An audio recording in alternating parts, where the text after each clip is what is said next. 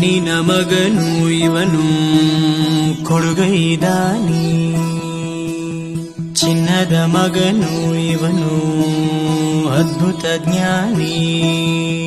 ಜನಸೇವೆಗೆಂದೇ ಹುಟ್ಟಿರುವ ದೇವರ ಕುಲವೋ, ಇವರ ನೆರಳೆ ಬಡವರಿಗೆ ನೂರಾನೆಯ ಬಲವೋ. ಈ ಮಣ್ಣಿಗೂ ಇವರ ಋಣವೈತೆ, ಪ್ರತಿ ಉಸಿರು ಇವರ ನೆನಪಿದೈತೆ. ಜಯ